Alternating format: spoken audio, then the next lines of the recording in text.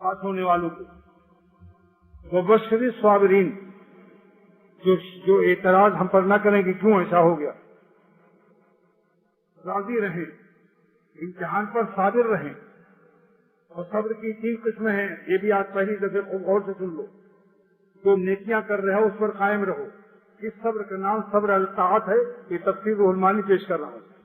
صبر علی الطاعت، جو عبادت کر رہے ہو اس پر قائم رہو. یہ نہیں سب چھوڑ چھاڑ کر کے اب آیا کر رہے ہو. روزہ نماز جو کر رہے ہو جاری رکھو. صبر علی الطاعت ہے. بشری صابرین کی الف لام میں یہ داخل ہے. بشارت ورنہ نہیں ملے گی. نمبر 2، الصبر فی المصیبت، اس مصیبت میں بھی دل سے راضی رہو کہ میرے لیے کوئی فائدہ ضرور ہے. ابا اگر آپریشن کرا رہا ہے تو ضرور میری صحت کی ضمانت ہے اس کے اندر. اگر کوئی غم ربا بھیج رہا ہے تو ہماری روحانی صحت کی اس میں کوئی ضمانت ہے یا کوئی عظیم نعمت ملنے والی ہے. اس کے لیے تیار کر رہے ہیں ہمارے قلب کو. 2 قسمیں ہو گئی نا، ایک اعلیٰ ایک فی، 2 صلہ آیا. الصبر علی الطاعت والصبر فی المصیبت. اعلیٰ اور فی آیا نا. اب ایک صبر اور ہے، ان والصبر عن المعصیت، گناہ سے بچنے کے غم اٹھاؤ. گناہ سے بچنے کا غم اٹھاؤ، ورنہ تم اولیاء صدیقین نہیں ہو سکتے ہو. صبر بغزیدن و صدیقی شدن، صبر کے بغیر کوئی صدیقین نہیں ہو سکتا. یہ جلال الدین رومی کا فیصلہ ہے. اور بشری صابرین میں داخل نہیں ہو سکتا، بشارت کا اہل نہیں ہو، کیونکہ صبر کی 3 قسمیں. ایک شخص نے کہا کہ میرے ہاتھ پر شیر بنا دو. اس نے سوئی گرم کیا اور گودا وہاں نشان لگایا. تو اس نے کہا کیا بنا رہے ہو؟ اس نے کہا تم. ارے توبہ توبہ، بہت تکلیف ہوئی. ارے بغیر تم کا بھی تو شیر ہو سکتا ہے. پھر اس نے دوسرا کان بنانا شروع کیا. تو اس نے کہا بہت تکلیف ہو رہی، کان بنا رہے ہو؟ کہا ہاں. پھر کان نہ بناؤ، بغیر کان کے بھی شیر ہو سکتا ہے. گچا، بغیر کان کا آدمی گچا کہلاتا ہے. پھر اس نے کہا آپ کیا بنا رہے ہو؟ کہا آپ تمہارا پیٹ بنا رہا ہوں. شیر کا پیٹ. کہا بغیر پیٹ کا بھی شیر بناؤ. یہاں تک کہ سارے اعضاء سے انکار کر دیا. تو اس نے سوئی پھینک دی اور کہا آئندہ سے میرے پاس مت آنا. یہ ہجڑوں کا کام نہیں ہے. شیر بنوانے کی حوصلہ کرتے ہو. اور سوئی کی گرمی، شیخ جب ڈانٹتا ہے اس وقت جو مرید مست رہے تب سمجھو یہ شیخ. ہمارے چینل اللہ والوں کی صحبت کو سبسکرائب کریں. جزاک اللہ. اللہ تعالیٰ عشق شیخ میں ہم سب کو اعلیٰ مقام نصیب فرمائے. تو صبر کی 3 قسمیں ہو گئی نا. صبر علی الطاعت، بشری صابرین کی بشارت کس کو ملے گی؟ الذین صبروا. اور صابرین کون ہے؟ جو عبادت پر بھی قائم رہیں، نیکیوں پر بھی، اور گناہ سے بچتے رہیں، گناہ چھوڑنے کا غم بھی اٹھائیں، اور راضی بھی رہیں قلب سے. اعتراض نہ کریں کہ اللہ میاں آپ نے ہم ہی کو بس پہچان رکھا ہے، اور بھی تو ساری دنیا ہے، ان کا بیٹا نہیں مارا آپ نے، میرا ہی بیٹا چھین لیا. مولانا ابرار حق صاحب مرشد دامت برکاتہم کا ایک ہی بیٹا تھا، جوانی میں انتقال ہوا، اور کوئی بیٹا نہیں. حضرت نانا بن سکے اور دادا نہیں بنے. مگر شیخ کو دیکھو، آج تک کبھی غم سنا؟ دل سے راضی رہو. اس پر میرا شعر ہے، حسرت سے میری آنکھیں آنسو بہا رہی ہیں. حسرت سے میری آنکھیں آنسو بہا رہی ہیں، دل ہے کہ ان کی خاطر تسلیم سر کیے. دل ہے کہ ان کی خاطر تسلیم سر کیے. وبشر الصابرین الذین اذا اصابتهم. صابر وہ ہے جب مصیبت پہنچے. اصابت ہے، مانگنے کا حکم نہیں ہے. جب پہنچ جائے مصیبت اختیار مت کرو کہ جا کر کے ریل کی پٹری کے نیچے لیٹ کے تماشا دیکھو. اذا اصابتهم، جب پہنچ جائے، بلا مانگے بلا دوڑے، بلا کے منہ میں ہاتھ مت ڈالو. اس لیے حکم ہے کہ سوراخ میں پیشاب مت کرو، کیونکہ ممکن ہے کہ وہاں کوئی جنات رہتا ہو، وہ آپ کو دبوچ لے. کیا سوراخ میں سانپ ہو ایک دم سے نکل کر کے آپ کے اوپر چڑھ جائے؟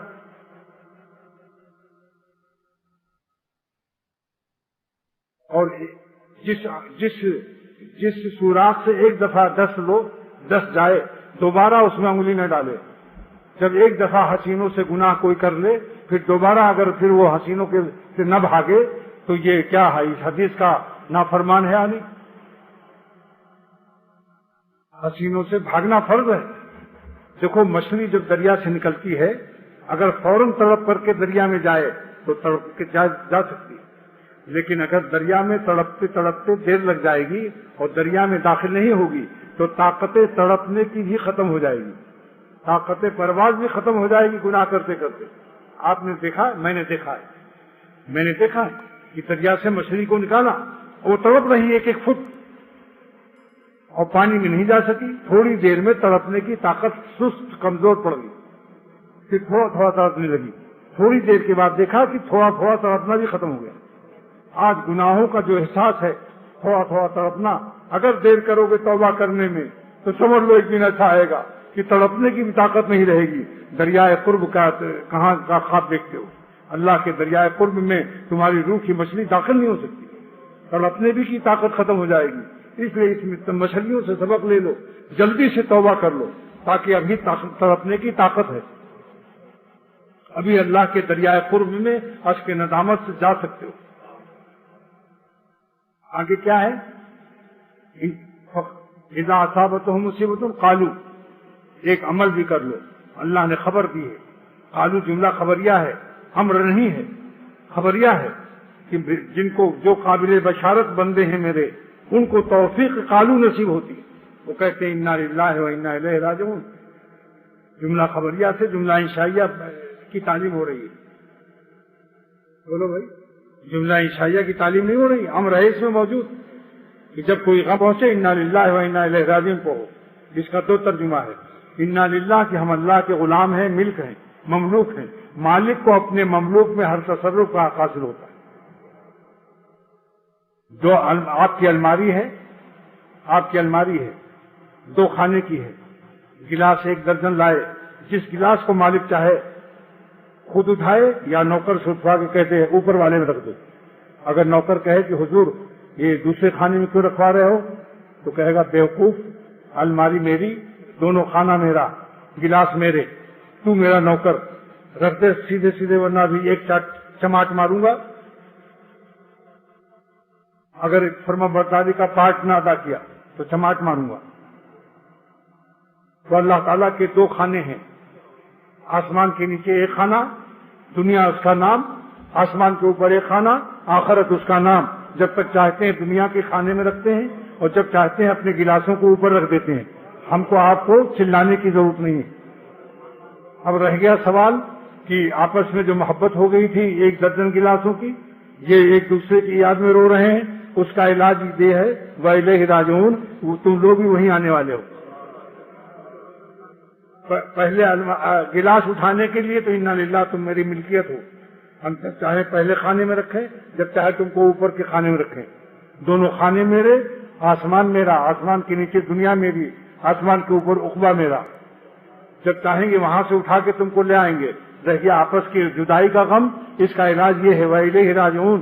زیادہ دن نہیں ہے، تم بھی ایک دن وہیں آنے والے ہو. اور حدیث شریف میں ہے کہ جس کا کوئی نقصان ہوتا ہے تو اللہ تعالیٰ اس کو اعلیٰ مقام پر پہنچا دیتے ہیں جس مقام کو مقدر کیا گیا تھا، مگر عمل میں کمزور تھا. جب تک یہ غم نہ ملتا نہیں اس مقام کو نہیں پا سکتا تھا. یہ ابو داؤد شریف کی حدیث ہے. تو لہذا جب عافیت مانگنے کے باوجود کوئی غم آ جائے تو سمجھ لو کوئی اعلیٰ مقام مقدر میں ہے جس کو دینے کی اللہ تعالیٰ نے میری دعا کو قبول نہیں کی. جیسے ایک لڑکا اسکوٹر مانگ رہا ہو اور اس کا ابا نہ دے رہا ہو، اتنے میں ایک مرسڈیز یا اعلی شان موٹر لا کے دے دیا، تو اس کو نہیں کہیں گے کہ کیسا بات سخت دل ہے کہ اپنے بیٹر کی اسکوٹر کی درخواست کو قبول نہیں کیا. بولو کیا کہو گے؟ تو جب اعلیٰ مقام پر اللہ پہنچا دے گا تو حق تعالیٰ کی رحمت اور دعا کی قبولیت کی ایک یہ بھی ہے عالی شان رحمت کا ظہور اور نزول ہے. کیا معلوم کہ کیا مقام ملے گا انشاءاللہ. اور دنیا میں بھی کبھی ایسا ہوتا. ایک بزرگ جا رہے تھے، چوکھٹ لگ گئی، خون نکلنے لگا، لیٹ گئے. کہا الحمدللہ اس میں کوئی خیر ہے. इन्ना लिल्लाह भी पढ़ लिया ताकि दोनों सुन्नत अदा हो जाए। तो नौकरों ने कहा आप हर वक्त अल्हम्दुलिल्लाह, सर में चोट लगी, खून बह रहा, अल्हम्दुलिल्लाह। मौलवियों का ये मशगला मेरी समझ से बाहर है। वो बेवकूफ नौकर थे। थोड़ी देर में नौकर गए किसी काम से, तो 2 डाकू बैठे थे। इस बुजुर्ग को, वो शराबी और चोर थे, ये बुजुर्ग मना करता था चोरी से, शराब पीने से, उसको कत्ल करने के लिए आए थे।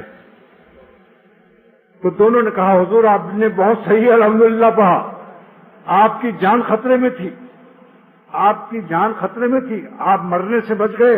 थोड़ा सा चोट, मामूली मुसीबत बड़ी मुसीबत से बचने का जरिया बन गई।